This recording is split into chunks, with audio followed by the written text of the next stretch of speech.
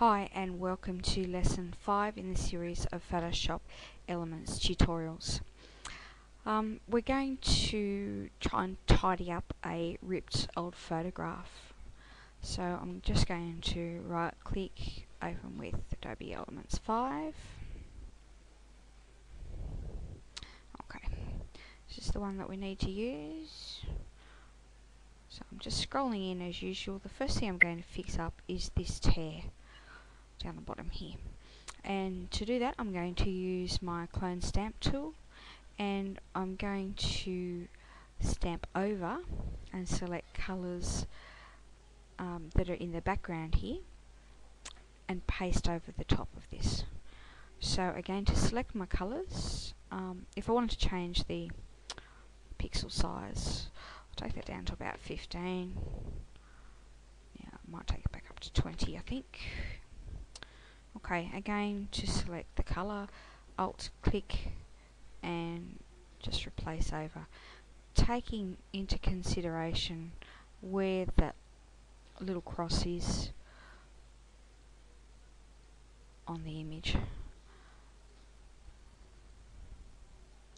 Again, I have scrolled in quite severely on this, so anything that you see like down the bottom here looks a little bit fake. I'm going to blur that later.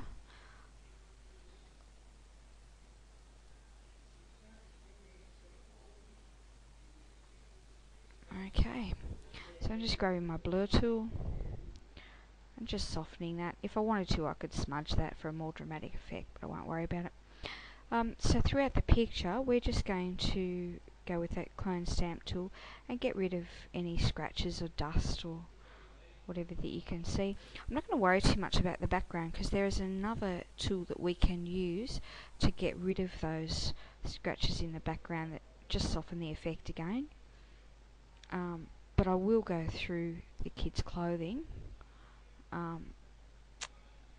just so it's a better reproduction. Again, just be careful, just like I did, to reselect where you're going to grab your colour from, because it will replace all over the image. I'm going to leave his head, that's fine. To her, she's okay. Bit of dirt on her, it's not dirt, it's scratches on her dress. Undo that one. Again, it is an old photo, so you don't want to take anything away from it being an old photo. It's quite nice how it is. We're just going to make it look a little more loved.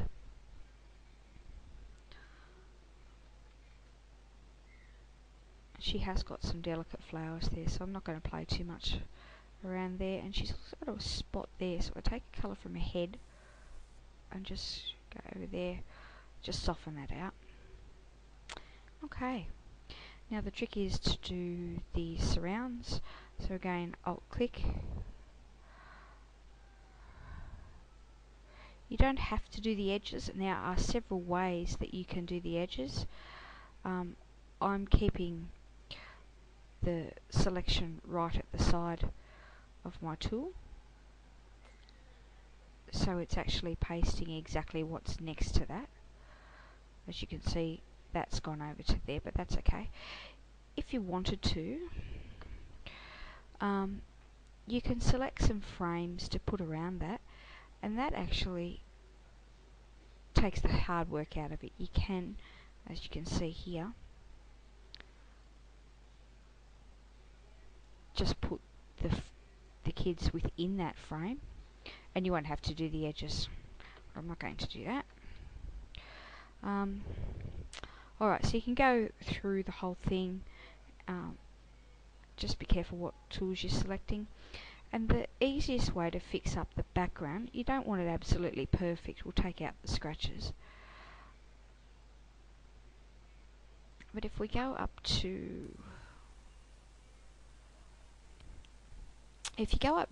your, we're going to use the filter, and we're going to use the noise and dust and scratches. So we'll need to pick our selection brush tool. I'm going to make that fairly big because I'll do it quickly for you just so you can get the idea, and we don't want it to be a colour.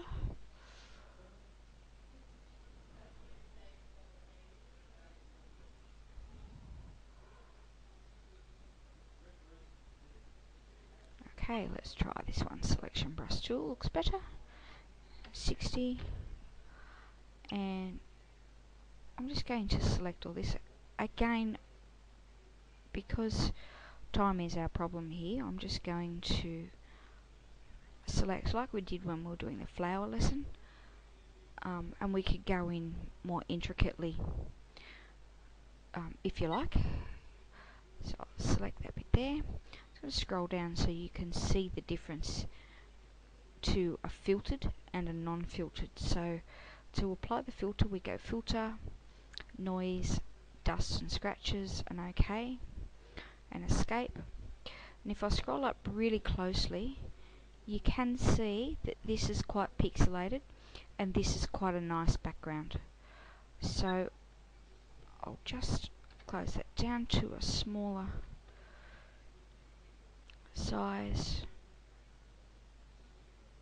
and gently going over.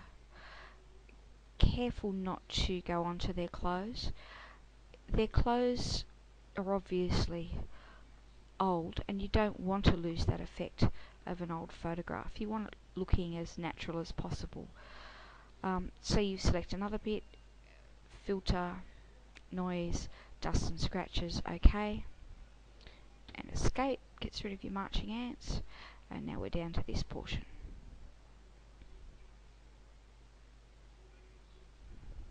And again, filter, noise, dust and scratches, OK. Okay, I have run over a little bit of her dress there, but it's not terribly important. I'll just go through. I might clone a few more areas here before I finish off. And it's a good idea with these things to have your, when you save them, keep your original as is, and try to, here we go, just do through here.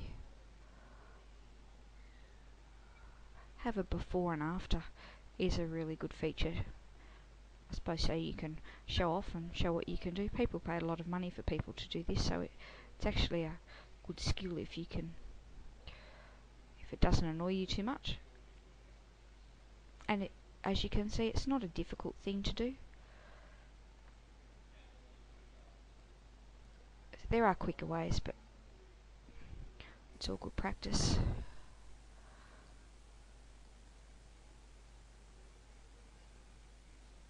This is probably the area that you can see the most noise within that picture, particularly around the boy's head.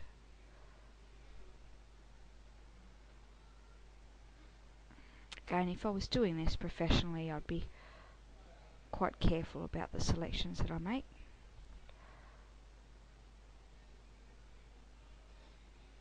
Okay, again, filter, noise, dust and scratches, OK. Escape. And that looks a fairly neat photo. To finish off, I am going to apply a border just to show you what you can do with that. Go this one.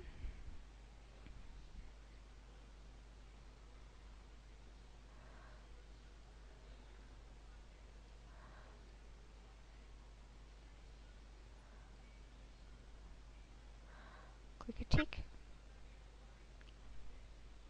And you can expand the whole lot out.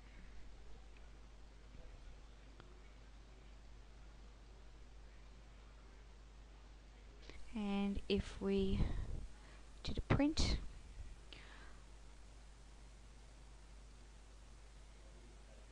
we can go to print multiple photos and select a series that we want to print. And we can also print things like contact sheets, which put them as little thumbnails, a picture package,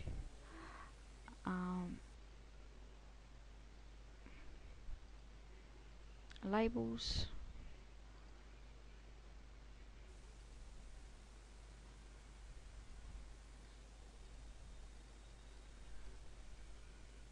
and so on, and press print. And of course, saving, same as, we can go to save as PSD Photoshop data, or save it as a JPEG, again keeping original. And that concludes the session.